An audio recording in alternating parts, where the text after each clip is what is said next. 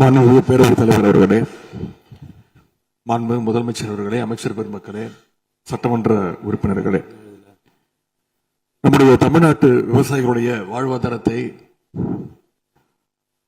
அழிக்க முயற்சிக்கின்ற மேகதாது அணை கட்டப்படக்கூடாது அப்படிங்கிறதா திராவிட முன்னேற்ற கழகத்துடைய உறுதியான நிலைப்பாடு. காவிரி நதிநீர்ல தமிழ்நாட்டுடைய உரிமை பறிபோக நாம ஒருபோதும் அனுமதிக்க கூடாது. காவிரி நடுவர் மன்றம், காவிரி நடுவர் மன்ற இடைக்கால தீர்ப்பு, இறுதி தீர்ப்பு, உச்ச நீதிமன்றத்துடைய இறுதி தீர்ப்பு,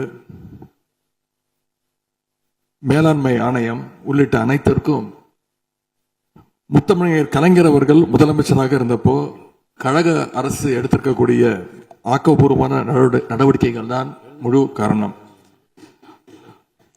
அதை இந்த அவையில் இருக்கக்கூடிய மூத்த உறுப்பினர்கள் அத்தனை பேரும் அறிவார்கள்.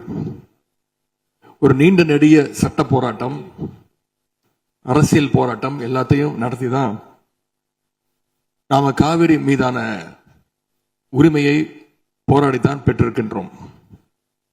ஆனா அதை பறிக்கின்ற வகையில இன்றைக்கு கர்நாடக அரசு மேகதாதுல அணை கட்டுகின்ற முயற்சியில ஈடுபட்டு வருகின்றது.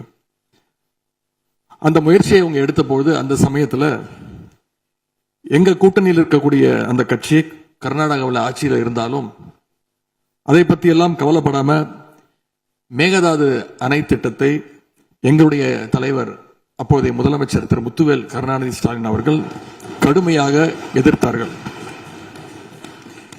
இன்றைக்கு நம்முடைய மாண்பு முதலமைச்சர் அவர்கள் மேகதாது அணை கட்டும் கர்நாடகாவின் முயற்சிக்கு எதிராக இந்த தீர்மானத்தை இன்றைக்கு கொண்டு வந்திருக்கிறாங்க. இதை திராவிட முன்னேற்ற கழகம் சார்பாக நாங்கள் மனதார வரவேற்கின்றோம்.